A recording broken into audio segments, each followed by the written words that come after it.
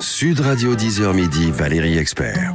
Avec vous sur Sud Radio et avec notre libraire, prescripteur qui vous dit ce qu'il faut lire et ne pas lire. Avec la merveilleuse Valérie Expert, la reine des médias. Gérard Collard, libraire à Saint-Maur. On va parler livre, un petit coup de gueule. On en avait parlé dans l'émission la semaine dernière, dans l'émission du 10h-11h à propos de Gabriel Masneff qui publie un livre plus ou moins, pas à compte d'auteur, sur souscription. Souscription, oui, c'est-à-dire qu'il y a des gens qui ont... Oui. Et ce sale mec dit je voulais murmurer quelques mots à l'oreille de Vanessa Springora avant de partir. Ça me dégoûte à un point hallucinant. Et surtout qu'il y ait des gens qui soient prêts à payer 100 € parce qu'ils réclament 100 € pour qu'on puisse avoir accès à son livre. Je trouve ça hallucinant. Je serais curieux de savoir le succès de ce bouquin. À mon avis, en plus, j'ai peur que, oui, c'est ça. J'ai peur que ça marche parce que les gens, ils vont vouloir... Plus il y a le côté secret, interdit. Enfin, 100 €, j'espère qu'il y aura des gens pour aller l'acheter, raconter.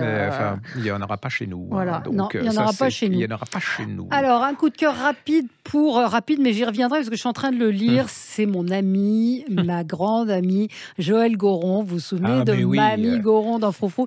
Elle a écrit un petit livre tout à fait épatant qui s'appelle Trop jeune pour être vieille. Ça paraît là ces jours-ci chez De Noël. Et alors, elle a pas sa langue dans sa poche, comme vous le savez. Et donc, elle raconte ce que c'est que d'être vieille et les avantages. C'est un peu un livre confort, doudou, avec son humour à elle, avec des listes de choses que vous pouvez faire aujourd'hui. C'est-à-dire dire à un serveur, non, c'était pas bon. Ce qu'on n'ose peut-être pas faire quand on est plus jeune. Et puis, le rapport aux enfants. Et puis, elle les cache, elle dit les choses. Donc, je suis en train de le lire. Ça me fait rire, mais aux éclats. Et elle dit, attention, les nouvelles vieilles débarquent. Elles sont fortes, dignes, libres et n'ont plus rien à prouver à personne. Et donc, c'est le contraire de Bernard Pivot, quoi. C'est un peu ça. Bon, elle est un petit peu plus jeune que Bernard Pivot, Joël, mais elle a 77 ans. Elle dit son âge. Et puis, elle dit qu'elle est une grosse feignasse, qu'elle n'avait pas eu envie de l'écrire. Donc, c'est Delphine Appiou, qui était journaliste, qui l'a écrit, avec elle, en collaboration, absolument, parce qu'elles l'ont écrit ensemble. Ça s'appelle Trop jeune pour être vieille. La couverture est à son image, jaune pétant. Elle a un gilet rouge et c'est ma copine. Et son livre est très bon. S'il n'était pas bon, je vous en parlerai pas. Très jeune pour être vieille. Si vous avez plus de 50 ans, allez-y, ça va vous faire marrer. Gérard. Moi, j'ai été très touché. J'ai été très touché par un livre qui s'appelle Reviens Lila, chez Grasset, de Magali Laurent. Déjà parce que, je ne vais pas dire sur quelle chaîne on en a parlé, mais la journaliste qui en parlait, elle était d'une froideur. Je me demandais même si elle l'avait lu, ce bouquin. Je me demande comment on ne peut pas être ému par ce genre de bouquin. Il n'y avait aucune, je ressentais... empathie.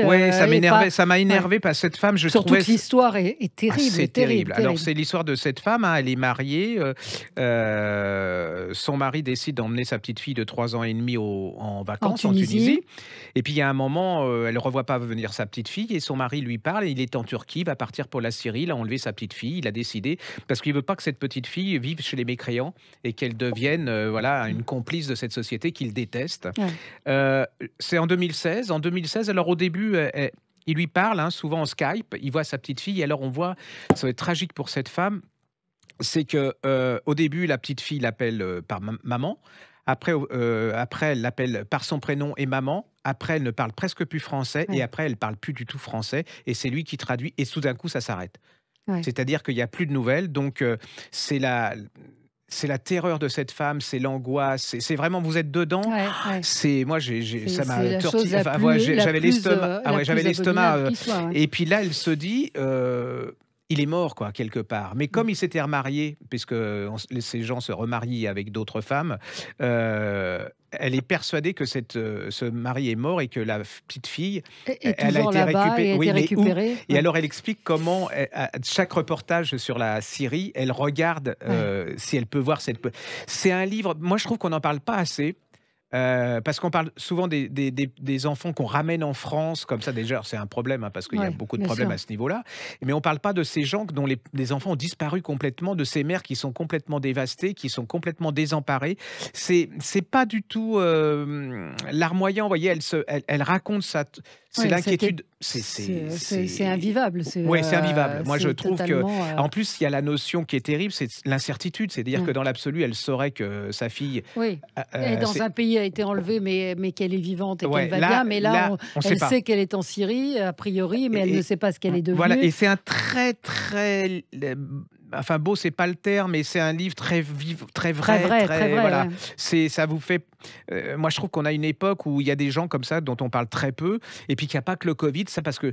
Moi, j'ai l'impression que la vie, elle s'est arrêtée, mais la vie de ces gens, elle continue. Hein. C'est-à-dire qu'il y a plein de choses dans le monde qui se passent, qui sont très importantes, dont on ne parle pas. Et entre autres, l'histoire de ces femmes, c'est vraiment... ne passez pas à côté. C'est vraiment... ça fait 5 ans. Hein. Ça fait 5 ans. 2016, elle a remué ciel et terre pour la retrouver. Elle a appelé des journalistes qui sont allés sur place, les enquêteurs, des membres de la Croix-Rouge. Et effectivement, moi, je trouve que c'est un courage. Elle dit, je ne sais plus ce que c'est que d'avoir des moments de joie intense, d'insouciance, des moments où tout est serein. Tout ça, c'est parti quand il l'a enlevé. C'est effectivement terrible. Elle l'a écrit avec la journaliste Françoise Marie Santiki et c'est publié chez Grasset. Voilà. Ouais, c'est voilà. Plus gai, un livre pour enfants que j'ai offert à une petite fille de 8 ans et qui a adoré ce livre. Ça s'appelle Le Grimoire d'Elphie chez Dracou. Ça vous dit quelque chose, Gérard, ou pas? Les auteurs Arleston et Alouette et la couleur Hélène Lenolive, je n'arrive pas à le lire. Et en gros, c'est l'histoire d'une petite fille. Alors ça va plaire, hein, je vous dis, c'est 8 ans. C'est bon, la petite fille Elphie et Magda, sa sœur, elles vivent chez une tante méchante. Et un jour, la sœur aînée revient de Londres. Elle a transformé un bus anglais en librairie ambulante pour aller de village en village. Et là, elles s'évadent et elles vont se balader.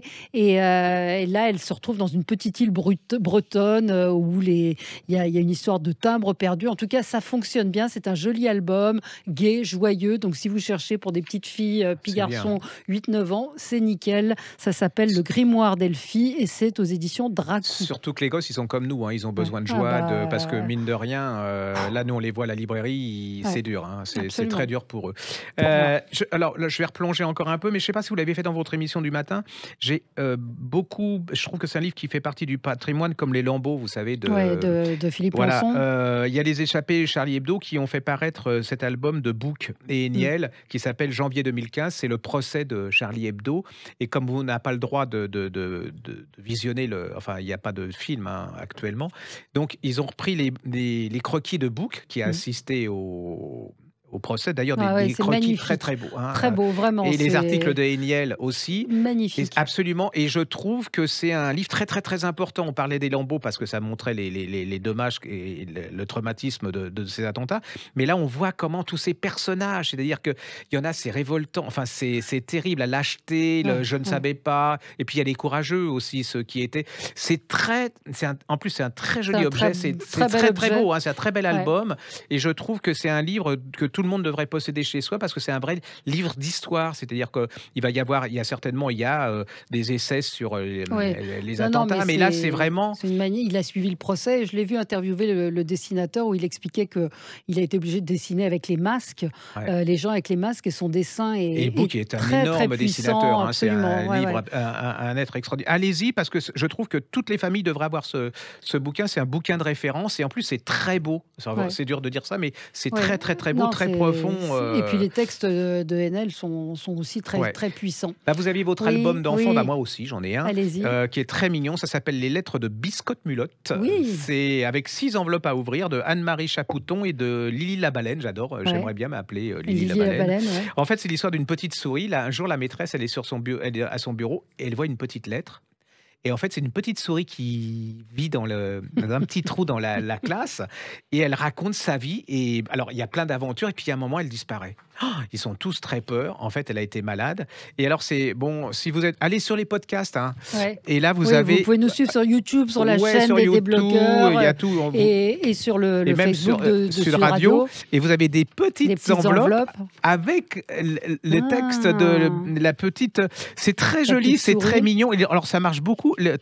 Les enfants... Alors, les parents ont un truc génial pour les faire lire. C'est-à-dire qu'ils font lire par jour une enveloppe. C'est-à-dire que le soir, s'ils ne vont pas se coucher et s'ils dorment pas, ils n'auront pas l'enveloppe d'après. C'est un peu comme les calendriers de l'Avent, vous savez, ça dure. C'est très mignon, ça s'appelle Les Lettres de Biscotte-Mulotte. C'est chez Père Castor, voilà, Chapouton et Lily la Baleine. C'est dans quel âge à peu près? Oh, ça déjà vous pouvez le relire donc à partir de 4-5 ans et puis, quand ils savent lire à partir de 7 ans, hein, D'accord. mais c'est surtout à lire, lire avec le papa et la maman. Un petit dernier? Un petit dernier, François-Xavier Dillard, Ne dis rien à papa, c'est en pocket, c'est un petit livre de poche et c'est alors c'est ce que je dis, hein, personne fragile, âme sensible, s'abstenir parce que là c'est terrible. Ça commence en Australie, il y a une famille qui est décimée, on leur tire dessus, on les enterre.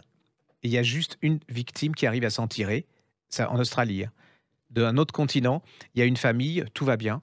Le père, la mère, voilà, ils ont des jumeaux. Par contre, la mère a dit à son mari, je ne veux pas que tu me parles de mon passé. Elle a un secret, lequel on ne sait pas. Elle a 2 jumeaux, un qui est adorable et l'autre qui est d'une violence incroyable. Vient s'installer un voisin à côté et là, tout va péter. Et vous allez voir la corrélation entre les deux. Alors ça, c'est voilà, fort. OK mais c'est au niveau de la construction du suspense, c'est une petite merveille. Ne passez pas à côté. Je veux dire, quand vous aurez lu ça, vous direz, «Bon, bah, on est bien, hein, Et ça s'appelle comment? Ça s'appelle «Ne dis rien à papa» de François-Xavier Dillard chez Pocket. N'importe comment, il faut lire tout François.